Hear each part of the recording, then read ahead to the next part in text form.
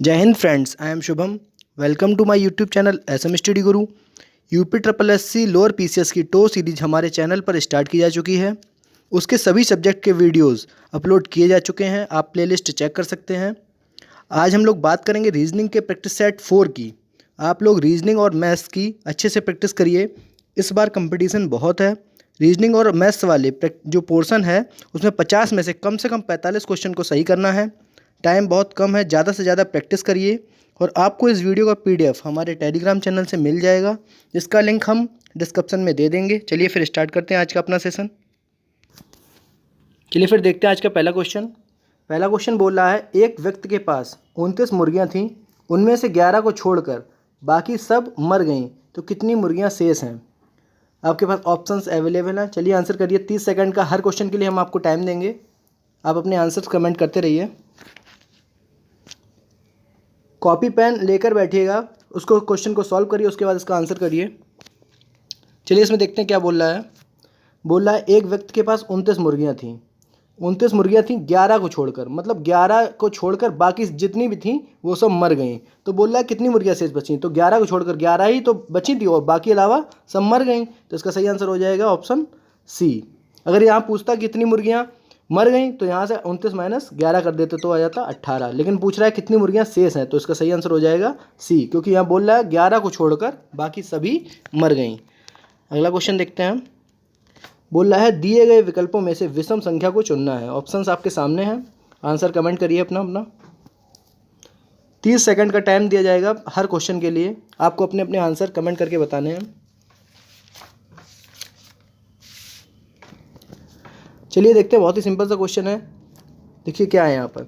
289 ये हो गया 17 का स्क्वायर, 484 ये हो गया 22 का स्क्वायर, 676 तो ये हो गया 26 का स्क्वायर, और 843 ये किसी का स्क्वायर नहीं होता है। तो यहाँ ऑड वन जो संख्या है, विषम संख्या जो 843 है। अगला क्वेश्चन देखते हैं। यदि काइट का जो कोड है वो है JHSD, तो पूछ रहा है मेड को कोड में क्या लिखा जाएगा। ऑप्शंस आपके सामने हैं। जिस तरीके से काइट को JHSD लिखा जा रहा है उसी तरीके से मेड को क्या लिखा जाएगा, ये आपको बताना है। चलिए अपने अपने आंसर कमेंट करिए।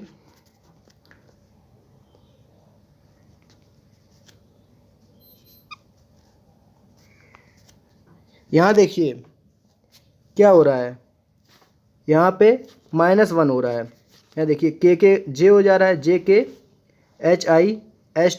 और DE, यहाँ पर -1 हो रहा है। तो जो मेड वाली सीरीज होगी इसमें भी -1 होगा। तो M को -1 करेंगे तो क्या हो जाएगा L, A का -1 करेंगे तो हो जाएगा Z, I का -1 करेंगे तो H, और D का -1 करेंगे तो C। तो आ जाएगा इसका आंसर LHZC। तो देखिए किस ऑप्शन में है LHZC, तो ऑप्शन बी इसका सही आंसर हो जाएगा, ऑप्शन बी। अगले क्वेश्चन की तरफ चलते हैं। बोल रहा है राजू पूर्व की ओर 50 किलोमीटर गाड़ी चलाता है, फिर दाएं ओर मुड़ता है और 70 किलोमीटर चलता है, फिर बाईं ओर मुड़कर 38 किलोमीटर जाता है, उसका मुंह किस दिशा में है? तो यहाँ देखिए क्या कर रहा है, जो राजू वो 50 किलोमीटर पूर्व, तो पूर्व की तरफ 50 किलोमीटर जाता है, फिर दाएं मुड़ता है, तो यहाँ से दाएं मुड़ता है और 70 किलोमीटर जाता है, और फिर वहाँ पहुँचकर बाईं ओर मुड़कर 38 किलोमीटर जाता है। तो यहाँ से बाईं मुड़ा और 38 किलोमीटर गया। अब वो पूछ रहा है कि उसका मुंह किस दिशा में है। तो देखिए उसका मुंह इधर है, तो इधर क्या है पूरब, उसका सही आंसर हो जाएगा ऑप्शन ए पूरब। अगला क्वेश्चन देखते हैं। अगले क्वेश्चन में बोल रहा है कुछ समीकरण किसी विशिष्ट प्रणाली के आधार पर हल किए गए हैं, उसी आधार पर हल ना किए गए समीकरण का उत्तर बताना है। तो देखिए 30 × 12 को 14 लिखा गया है, 75 × 15 को 30 लिखा गया है, तो 66 × 15 को क्या लिखा जाएगा? ऑप्शंस आपके सामने हैं, अपने अपने आंसर कमेंट करिए।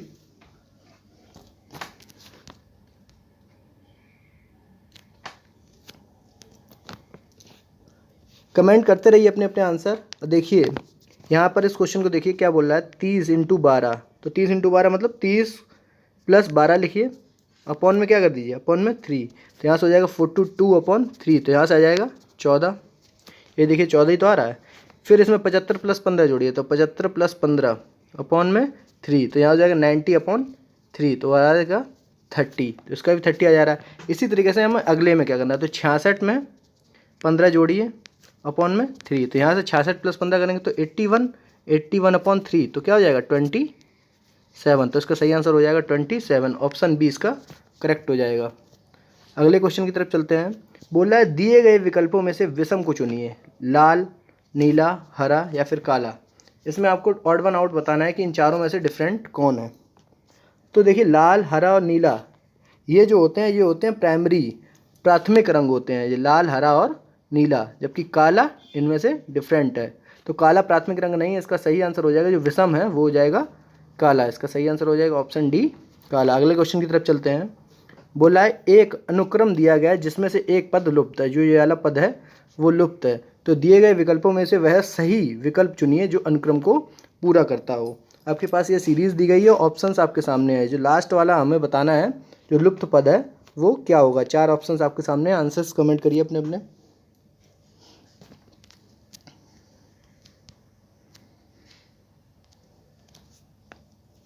देखिए इस क्वेश्चन में क्या बोल रहा है, बी यहाँ से +3 हो रहा है, फिर ई के बाद h +3, h के बाद k +3, यहाँ पे +3, तो k के बाद जो अगली संख्या आएगी, अगला जो वो आएगा लेटर वो भी +3 होगा। तो k का k में अगर +3 करेंगे तो क्या हो जाएगा k, l, m और n, तो जो हो गया यहाँ पे n। अब देखिए b m के m और p में भी +3 हो रहा है, p और s में भी +3 हो रहा है, s और v में भी +3 हो रहा है, तो v में अगली संख्या जो आएगी, अगला लेटर आएगा उसमें भी +3 हो जाएगा। तो v में जब +3 करेंगे तो ये v, w, x और y, तो हो जाएगा ny। सब में +3 हो रहा था, तो इसका सही आंसर हो जाएगा ऑप्शन बी ny।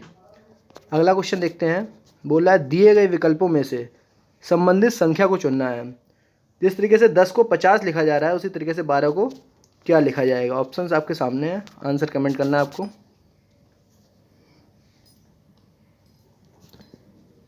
जिस तरीके से 10 का रिलेशन 50 के साथ है उसी तरीके से 12 का रिलेशन किसके साथ होगा, आंसर ये बताना है आपको। बहुत ही सिंपल सा क्वेश्चन, चलिए देखते हैं क्या कर रहा है यहाँ पे 10 का स्क्वायर करेंगे अपॉन में 2 कर देंगे, तो 10 का स्क्वायर कितना हो जाएगा 100/2 बराबर हो जाएगा 50। इसी तरीके से 12 का स्क्वायर जब करेंगे तो 12 का स्क्वायर कितना हो जाएगा 144 अपॉन में करेंगे 2, तो क्या आ जाएगा 72, तो इसका सही आंसर हो जाएगा ऑप्शन सी 72। अगला क्वेश्चन देखते हैं। बोल रहा है ए और बी बाजार जाते हैं और ए 110 रुपये में 4 पेन और 6 पेंसिल खरीदता है, जबकि बी 140 रुपये में 8 पेन और 2 पेंसिल खरीदता है, तो एक पेंसिल का मूल्य आपको बताना है। तो यहाँ से देखिए क्या बोल रहा है, 4 पेन और 6 पेंसिल का जो मूल्य है वो कितना है 110 रुपये। उसके बाद बोल रहा है 8 पेन और 2 पेंसिल, तो 8 पेन प्लस 2 पेंसिल, इनका जो मूल्य दे रखा है वो कितना दे रखा है 140 रुपये। अब हमें चाहिए किसका है पेंसिल का, तो पेन को हम बराबर कर लेंगे, ऊपर है 4 नीचे 8, तो ऊपर अगर हम 2 का मल्टीपल कर देंगे तो ऊपर भी कितना हो जाएगा 8। यहाँ से देखिए, यहाँ से जब उसमें ऊपर 2 का मल्टीपल करेंगे तो क्या आ जाएगा 8 pen plus 12 pencil equal to कितना हो जाएगा 220। अब यहाँ से इसको देखिए माइनस कर दीजिए, तो यहाँ से जब माइनस करेंगे तो 8 पेन से 8 पेन कट जाएगा, और 12 पेंसिल से 2 पेंसिल जब जाएंगी तो कितनी बचेंगी 10 पेंसिल, और 220 में से 140 घटाएंगे तो कितना आ जाएगा 80। तो 10 पेंसिल का जो मूल्य आ रहा है वो 80 आ रहा है, तो एक पेंसिल का मूल्य कितना हो जाएगा 80/10 बराबर 8 रुपये। तो इसका सही आंसर हो जाएगा 8 रुपये। ऑप्शन में ऑप्शन ए इसका करेक्ट आंसर हो जाएगा। चलिए बढ़ते हैं अगले क्वेश्चन की तरफ। यहाँ पर देखिए, यदि कोड में इस जो ये दिया गया है इसको ये कोड किया गया है, तो उसी कोड में STEXQG को कैसे लिखा जाएगा ये आपको बताना है। जिस तरीके से इसका कोड ये है उसी तरीके से STEXQG का कोड क्या होगा। चलिए देखते हैं इस क्वेश्चन को। तब तक आप लोग अपने अपने आंसर कमेंट करिए, तब तक हम लिख ले रहे हैं इस क्वेश्चन को। देखिए OFQBMJ, यहाँ से हो जा रहा है 7 16 1 16 11 और 14, तो यहाँ से देखिए क्या हो रहा है, यहाँ से इन दोनों के बीच में सीरीज चल रही है। यहाँ से देखिए, यहाँ से देखिए ओ का कितना होता है, ओ का होता है 15 और एफ का कितना होता है, एफ का होता है 6, क्यू का हो जाएगा 15, क्यू का 17 और बी का 2, एम का हो जाएगा 13 और जे का देखिए यहाँ से जे का हो जाएगा 10। अब यहाँ से देखिए 15 और 1 16 और 6 और 1 7, तो +1 हो रहा है इन दो के बीच में, इन दो के बीच में -1 हो रहा है, फिर यहाँ पर +1 हो रहा है। यहाँ से देखिए 13 का 14 और 10 का 11, यहाँ से 17 का हो जा रहा है 16 और 2 का हो जा रहा है 1, तो इन दो के बीच में +1, इन दो के बीच में -1, फिर इन दो के बीच में +1 वाली सीरीज चल रही। तो इसी तरीके से जो STEQ वाला होगा वो उसमें देखिए STEX Q और G, तो S का जो वो हो जाएगा वो कितना हो जाएगा 19, प्लेस वैल्यू T की है 20, E की 5, X की हो जाएगी 24, Q की 17 और G की कितनी है, G की हो जाएगी 7। तो यहाँ से +1 करिए, तो जब +1 करेंगे तो 19 का हो जाएगा 20 और 20 का हो जाएगा 21, इसमें -1 तो E का हो जाएगा 4 और 24 का -1 करेंगे तो 23, Q का +1 करेंगे तो 18 और G का +1 करेंगे तो 8। अब देखिए 21 20 23 4 8 और 18, तो किस ऑप्शन में, ऑप्शन डी में, तो इसका सही आंसर हो जाएगा ऑप्शन डी। अगले क्वेश्चन की तरफ चलते हैं। बोल रहा है निम्नलिखित में से लुप्त अक्षर को बताना है, तो ये लुप्त अक्षर जो है इसका आपको बताना है कि इस जगह पर क्या होगा। ऑप्शंस आपके सामने हैं, आंसर अपना कमेंट करिए।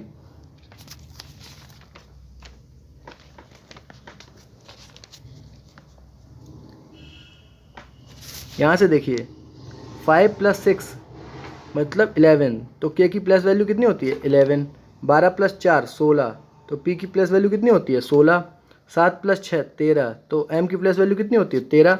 इसी प्रकार 14 9 5 14, 14 किसकी प्लस वैल्यू होती है, 14 होती है एन की। तो यहाँ पर जो क्वेश्चन मार्क है खाली जगह यहाँ पर क्या आ जाएगा एन, इसका सही आंसर हो जाएगा ऑप्शन सी। अगले क्वेश्चन की तरफ चलते हैं।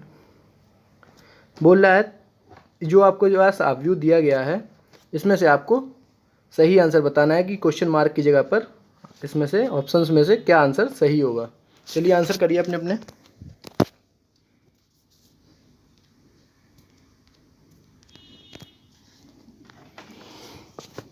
यहाँ देखिए इस क्वेश्चन में बहुत ही अच्छा क्वेश्चन है। यहाँ पर 3 का क्यूब यहाँ इस वाले इसमें देखिए इस केवल इसमें, तो यहाँ से 3 का क्यूब + 11 का स्क्वायर, तो 3 का क्यूब करेंगे तो हो जाएगा 27 + 11 का स्क्वायर करेंगे तो 121। इन दोनों को अगर जोड़ेंगे तो आ रहा है कितना 48 148। इसी तरीके से जब आप इस वाली इसमें आएंगे तब इसमें क्या करेंगे 2 का क्यूब, तो 2 का क्यूब करेंगे और + 12 का स्क्वायर, तो 2 का क्यूब करेंगे तो 8 और 12 का स्क्वायर करेंगे तो 144, तो 144 और 8 कितना हो गया 152। यही तो ये संख्या दे रखी है। ये सेम पैटर्न को आपको तीसरे में भी फॉलो करना है। तो जब तीसरे वाले में इसमें लगाएंगे तो 1 का क्यूब करेंगे + 5 का स्क्वायर, तो 1 का क्यूब करेंगे 1 + 5 का स्क्वायर 25, तो 25 और 1 26, तो इसका सही आंसर हो जाएगा यहाँ पर आ जाएगा 26, तो इसका सही आंसर हो जाएगा ऑप्शन ए 26। अगला क्वेश्चन देखते हैं। बोल रहा है निम्नलिखित श्रृंखला में से लुप्त संख्या क्या है बतानी है। 1 4 27 16 125, यहाँ पर जो क्वेश्चन मार्क दे रखा है ये वाली संख्या आपको बतानी है। उसके बाद है 343। ऑप्शंस आपके सामने हैं, आंसर अपने अपने कमेंट करिए। बहुत ही अच्छा क्वेश्चन है। 1 4 27 16 125, उसके बाद 343। यहाँ से देखिए इस क्वेश्चन में क्या हो रहा है, यहाँ 1 ये 2 का स्क्वायर 3 का क्यूब + 4 का स्क्वायर फिर 5 का क्यूब फिर हो जाएगा 6 का स्क्वायर और 7 का क्यूब, तो 6 का स्क्वायर, तो 6 का स्क्वायर देखिए ऑप्शन में किस में है और 6 का स्क्वायर मतलब 36, तो ऑप्शन बी यहाँ से करेक्ट हो जाएगा। अगले क्वेश्चन की तरफ चलते हैं। बोल रहा है निम्नलिखित में से कौन सा वेन डायग्राम शर्ट पैंट कपड़ा के बीच का सही संबंध दर्शाता है। ऑप्शंस आपके सामने हैं, आंसर अपने अपने कमेंट करिए। शर्ट पैंट और कपड़ा के बीच सही संबंध दर्शाता है। किसी भी क्वेश्चन में अगर कोई आपको डाउट लग रहा है तो आप कमेंट करके पूछ सकते हैं, या फिर आप हमको smstudyguru@gmail.com पर भी आप मेल कर सकते हैं। और अगर आपको वीडियो अच्छा लग रहा हो तो लाइक और शेयर करना बिल्कुल ना भूलें। यहाँ बोल रहा है शर्ट पैंट और कपड़ा, शर्ट और पैंट और कपड़े के बीच में, तो कपड़े के अंदर शर्ट और पैंट आ जाएंगे, तो इसका सही आंसर हो जाएगा ऑप्शन बी। अगला क्वेश्चन देखते हैं। बोल रहा है 60 छात्रों की एक कक्षा में 20 ने संगीत लिया और 30 ने कला और 4 ने कला और संगीत दोनों लिया, तो कक्षा में कुल कितने विद्यार्थियों ने संगीत और कला नहीं लिया है।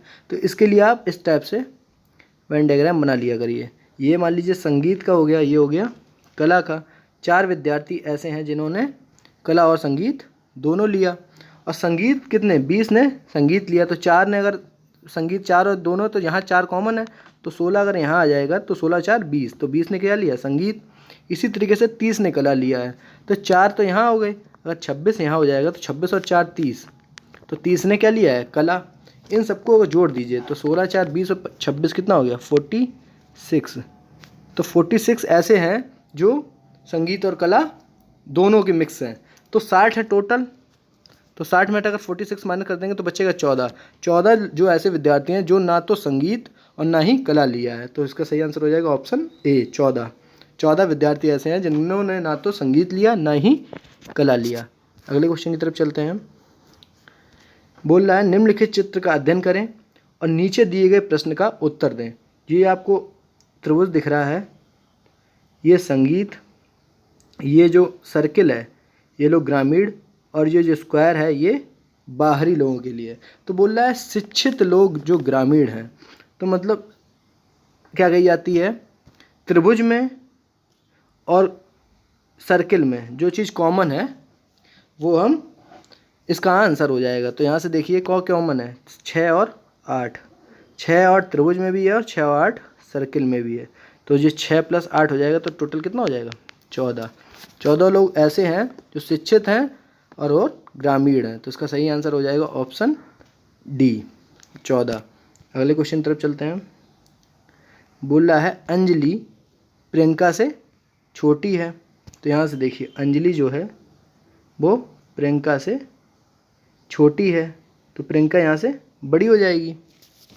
उसके बाद बोल रहा है, यहाँ देखिए जैसे जैसे बोलता रहे वैसे वैसे आपको सॉल्व करना है। बोल रहा है अंजलि जो है वो प्रियंका से छोटी है, तो प्रियंका यहाँ से बड़ी हो गई, अंजलि छोटी हो गई।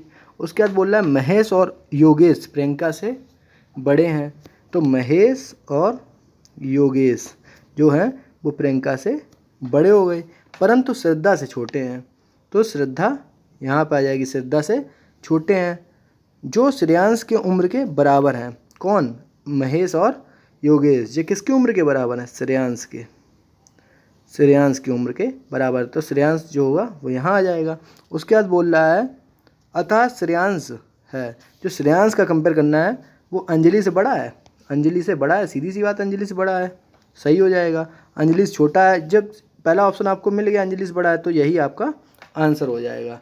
चलिए चलते हैं अगले क्वेश्चन की तरफ। बोल रहा है किसी दूसरे ग्रह पर घर, मेज, कुर्सी, बिस्तर, कंबल को क्रमशः कुर्सी, बिस्तर, घर, मेज तथा कंबल कहा जाता है। यदि वहाँ किसी को बैठना है तो किस पर बैठेगा। अगर यहाँ किसी को बैठना है तो वो किस पर बैठेगा, कुर्सी पर। लेकिन वो दूसरे ग्रह की बात कर रहा है, तो दूसरे ग्रह में देखिए इस तरीके से लिख लीजिए, घर, मेज, कुर्सी, बिस्तर और कंबल। तो यहाँ पे दूसरे ग्रह पे क्या बोलते हैं, इन्हीं सब चीज़ों को, घर को बोलते हैं कुर्सी, मेज को बोलते हैं बिस्तर, कुर्सी को बोलते हैं घर, और बिस्तर को बोलते हैं मेज, और कंबल को कंबल ही कहते हैं। तो यहाँ से बोल रहा है अगर किसी को बैठना है तो वो किस पर बैठेगा, तो यहाँ बैठना है कुर्सी पर, लेकिन यहाँ कुर्सी को क्या बोल रहे हैं, कुर्सी को बोल रहे हैं घर। दूसरे ग्रह पर कुर्सी को क्या बोलते हैं, घर, तो इसका सही आंसर हो जाएगा घर। अगला क्वेश्चन देखते हैं। बोल रहा है ABCDE एक गोल मैच के चारों ओर इस क्रम में बैठे हैं कि उनकी स्थिति वामावर्त दिशा में है। यदि D जो कि उत्तर में बैठा है A से अपनी सीट बदल लेता है और B अपनी सीट ई से बदल लेता है तो ई के बाईं ओर कौन बैठेगा। बहुत ही अच्छा क्वेश्चन है, आंसर अपने अपने कमेंट करिए, फिर इसको सॉल्व कराते हैं।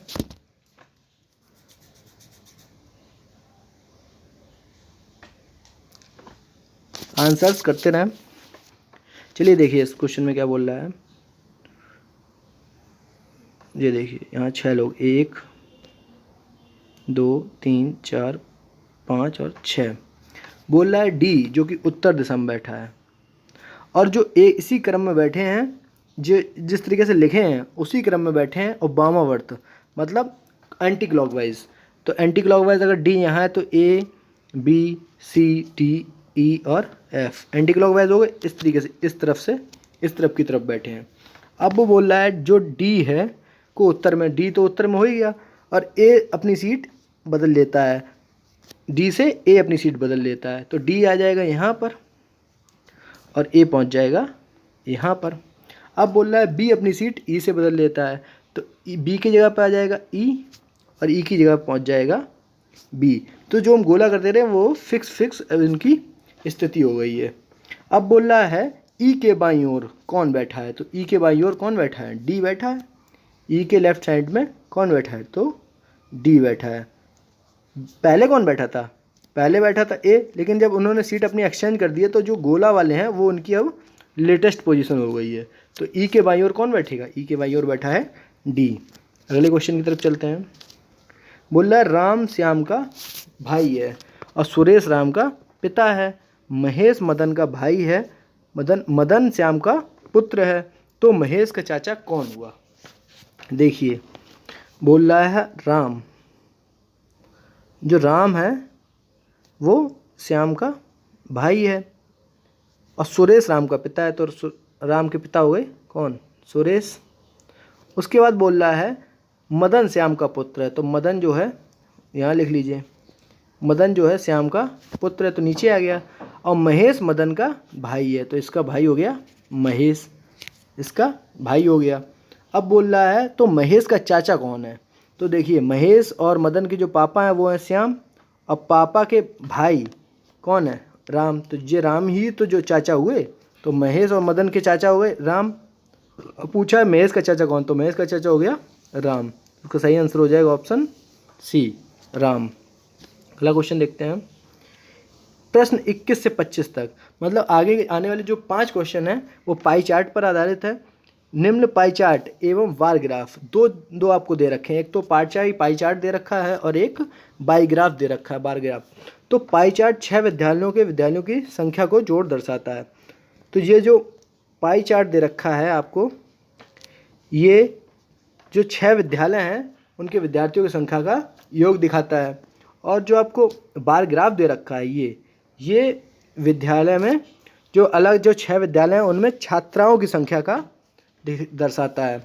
और ये जो ऊपर पाई ग्राफ दे रखा है ये क्या करता है, ये टोटल विद्यार्थी, इसमें मतलब छात्र और छात्राएं दोनों शामिल हैं, जबकि नीचे इसमें केवल और केवल छात्राएं हैं। चलिए क्वेश्चन देखते हैं, फिर इसको हम सही से समझाते हैं कि एक्चुअल में एक पूछ क्या रहा है, कहना क्या चाहता है। बोला विद्यालय ए में कितने छात्र पढ़ते हैं, तो देखिए विद्यालय ए की बात कर रहा है, विद्यालय ए में कितने छात्र पढ़ते हैं।